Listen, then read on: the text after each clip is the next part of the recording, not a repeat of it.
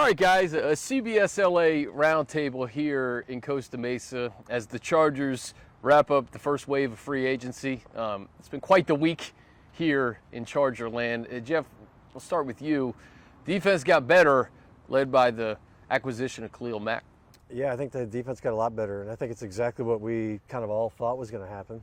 You know, Coach Brandon Staley had talked about defensive line, cornerbacks, and they fixed the defensive line, and they got a really good cornerback. So I think it's pretty much exactly what we thought. And yeah, they look a lot better. And I think the main thing, I think, from the Chargers' perspective, you're a fan of this team. These are guys that will play Staley's way. You know, his way he likes to play.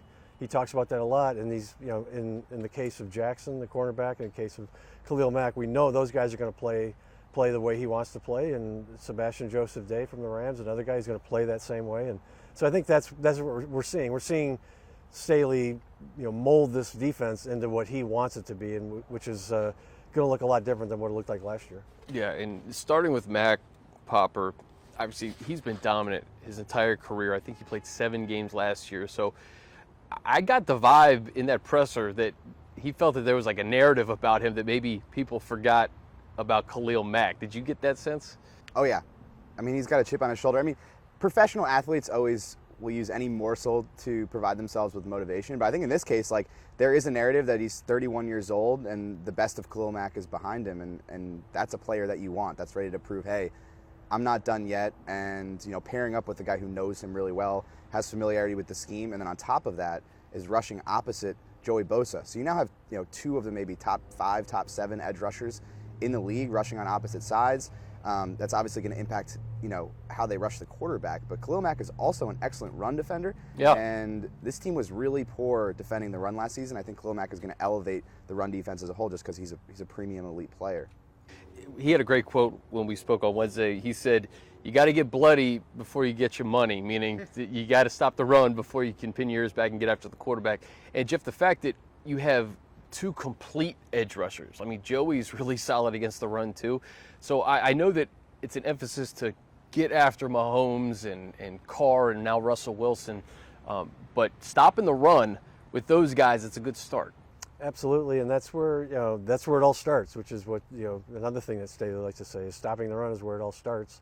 And we saw it last year. How many times did they needed to stop and just couldn't get it? Even to the very last game of the year, they need to stop and they just can't get it. Last play of the last game, they got a chance to stop and they can't stop them, and we all know what happened there. So it will completely change the way this defense looks if they can put teams in those known pass situations, which I'm using these Staleyisms, but that's what the guy does. Just talk to him. So but you put him in those known pass situations, and then you turn those guys loose. They're good terms, though. They are. I mean, he's great at describing football and communicating football, and the terms are really easy to use and understandable. Yeah. That's what it's all about, is getting teams in that uncomfortable spot where they've got to throw, and they know what the Chargers have coming off the edge on both sides, and that's. When you look at the division, you mentioned Russell Wilson's there now, and he's got Devontae Adams, and so this is what the Chargers needed to do. And so if you're a fan of these guys, you got to be excited to see what they're following. There's a clear blueprint, and they're following it so far to a T. Yeah, and we talked about the quarterbacks, but Clyde Edwards-Helaire, Josh Jacobs, Javonte Williams. I mean, when you bring in guys like Sebastian Joseph Day and Austin Johnson, guys who really hang their hat on stopping the run as well. That was the clear priority this week, was making sure that you shore up that run defense. We'll get to JC Jackson in a second, but I think that starts up front, right? Yeah, well, I think it's all connected. Sebastian Joseph Day is very familiar with how Brandon Staley wants to play defense and with how he wants to fit the run. And I think that's really important because early on last year, some of the defensive linemen that were holdovers really struggled to sort of acclimate to the new scheme, to the point where Staley and defensive coordinator Ronaldo Hill effectively tore down the entire run defense structure during the bye week and revamped it, which is why you saw some improvement. But now you're bringing in a guy who knows exactly what Brandon Staley wants and has played his best football in this specific scheme. And I think that's going to help the whole line in terms of getting around to it. But just in terms of how it's all connected, when you stop the run, you get into the known passing situations. And then when you get into the known passing situations, you need guys who can cover. And that was the issue last year, is they struggled to keep teams out of 3rd and long And then when they got into 3rd and long, they didn't have the coverage guys because of some injuries to really play the types of coverages they want to play. You bring in JC Jackson, now you stop the run, you get to 3rd and long, and now you have a guy who can match up with any receiver in the league and gets the ball. Mr. INT, 20 of his 25 interceptions came in Patriots wins. He gets his hands on the football.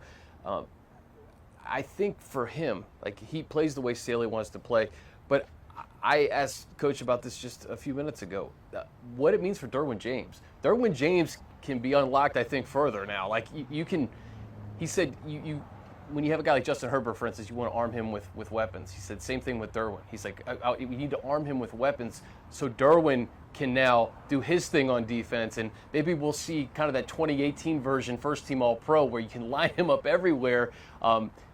Imagine him and Khalil Mack coming off the edge together. I thought Derwin was that level of player last year. Well, he just dropped 2 interceptions, and if he had those 2 interceptions, people might have given him the first I'm not All-Pro. saying he wasn't. I feel like he was kind of stretched thin, though. Yeah, like, I'm thinking, like, now you may see more of those plays because of a Khalil Mack and because of a JC Jackson. So, maybe that makes now number 3 on the defense even more lethal.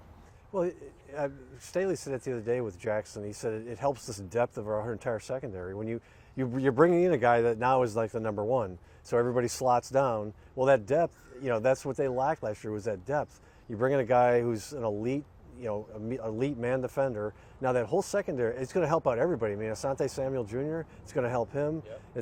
It's going to help everybody back there.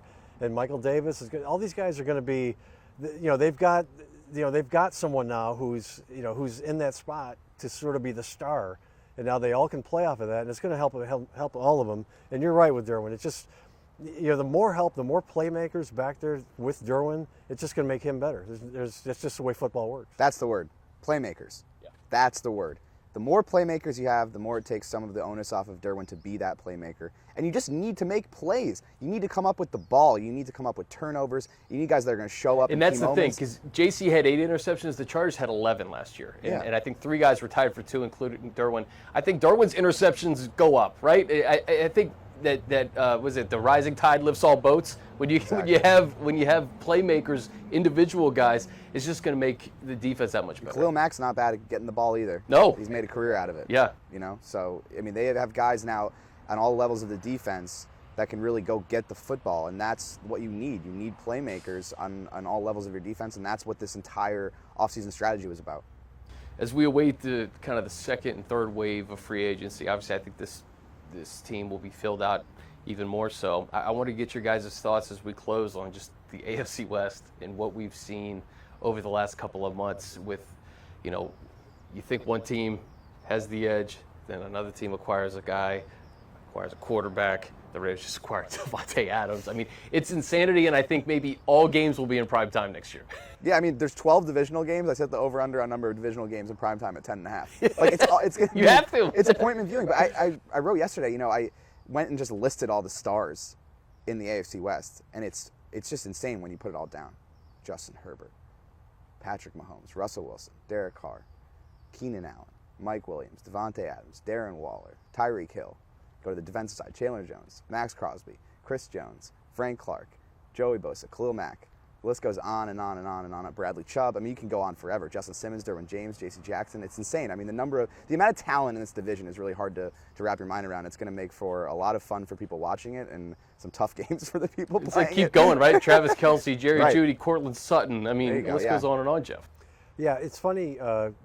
Staley the other day we were talking about this, and somebody asked about the edge rushers. Everybody getting 2 edge rushers in the division now, and he said it's more of a coincidence, he thought, than anything else. But it sure feels like everybody's building against each other, doesn't it? Like, it doesn't it's feel an like arms a race. coincidence. It's an arms race. It doesn't feel like it's a coincidence. It feels like it's like in baseball you used to see this, right? Where one team would do something, and the Red Sox would do something, and the Yankees would do something, and they go back and forth. And that kind of feels like what this is. I feel like you can't tell me that the Raiders saw Khalil Mack and Joey Bosa and said, hold on, we have Yannick and Max Crosby, but like let's further upgrade. Let's get Chandler Jones in here, or the fact that the Broncos got Randy Gregory to pair with Bradley Chubb. I mean, I think that these are all connected in that all 4 teams in the division think they're Super Bowl contenders. Yeah, and they are. And they are. And they are. And they're going to beat the heck out of each other this year, and we'll see who's left to stand it. Yeah, I mean, you can't and Tom Telesco has said this a bunch. Like, you can't be a playoff contender if you don't win your divisional games, because you got 6 of them every year. So like that's the focus. When you're building a team, your primary focus is, okay, how do we match up with our division? And the matchups are very enticing in this division. It starts in the division, and then when you think about it, like, you can't lose outside of the division either. Like, it's like not that every game isn't important, but you always say like the division games count as 2, but like the tiebreaker and all of that is like you can't. Me and Danny were just talking, like, you can't drop it to Jacksonville. You can't drop a game that you should win because or the Texans or Houston. Yeah. Yeah. You can't lose to Houston. As we know last year, that was the difference, right? Right. But I mean, we're just talking about the division. But I mean, the team that was in the Super Bowl is not in the division. The Bengals in the AFC North. The Ravens have loaded back up. You got the Bills in the AFC East. Patriots are always hanging around. The Jets have done some nice things. I mean, the AFC is absolutely Steelers loaded. are well coached. Lamar Jackson's back with the Ravens, and I can't see them having the same injury bad luck that they had last year. Brought Darius Smith back. Morgan Moses on the right side at right tackle. So I mean, it's going to be a bloodbath in the AFC this year, and I'm excited for it.